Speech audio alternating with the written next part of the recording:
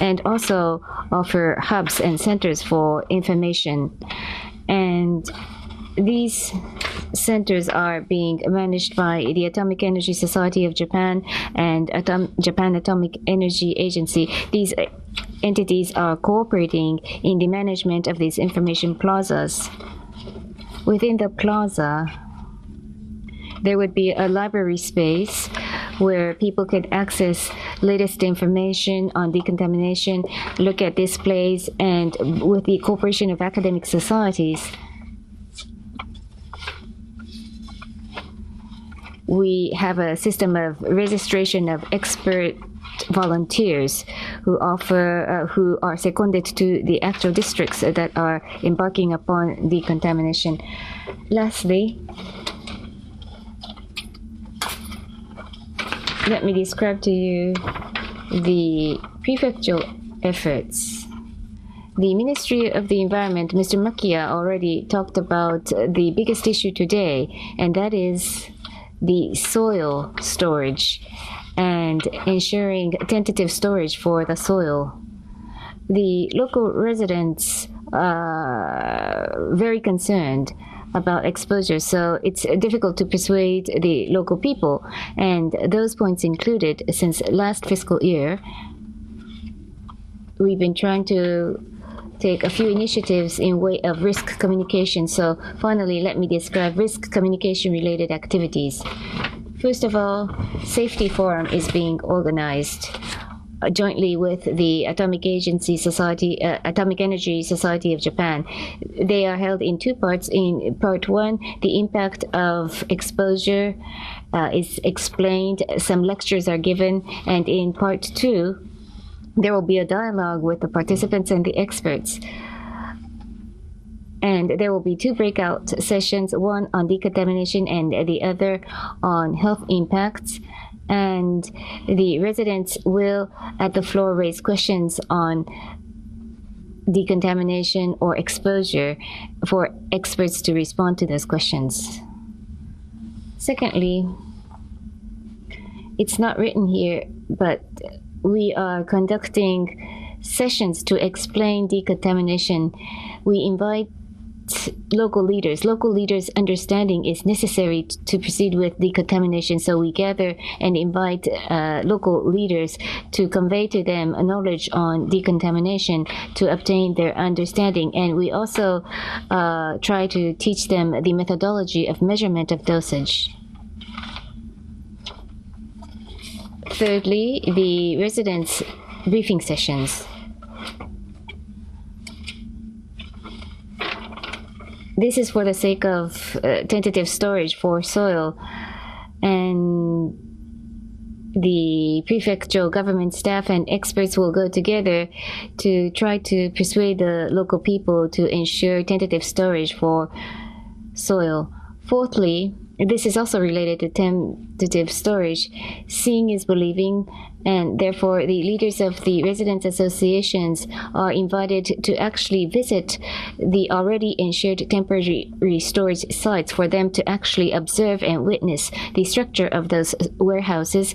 And we ask them to measure the dosage within the area and outside the area for them to witness that the dosage is not as high as they imagine. So we have these sessions or missions for them to gain first-hand experience on what's all about with regards to tentative storage.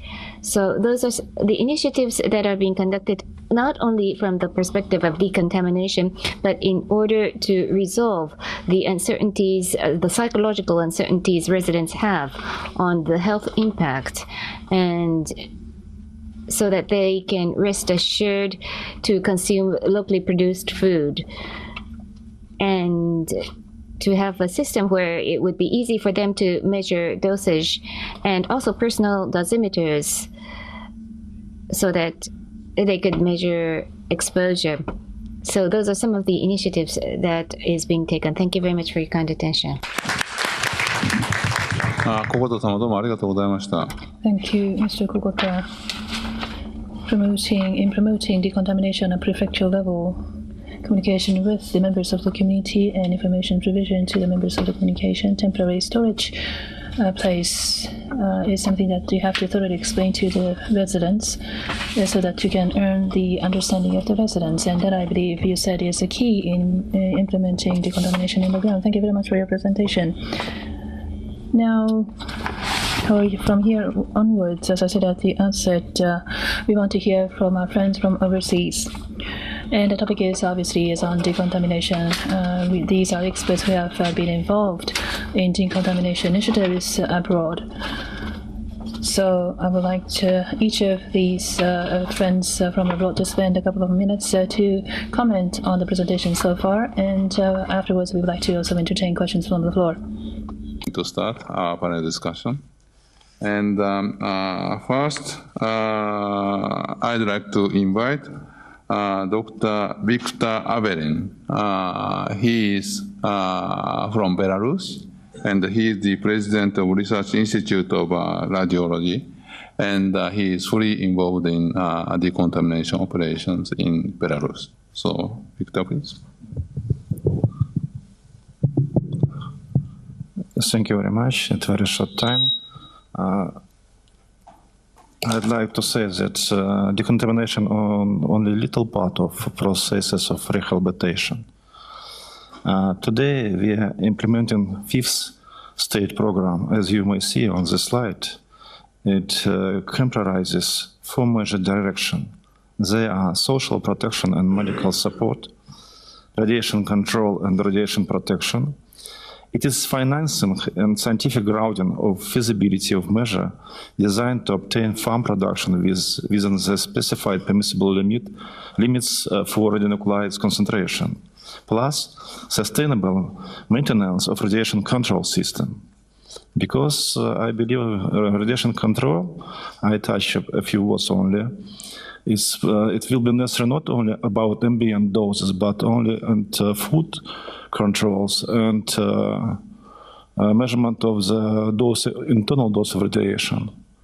Because the contamination of the soil, as a result, we shall receive not only decrease ambient doses, but internal doses.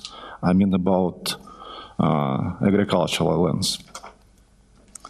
Then about few words about countermeasure.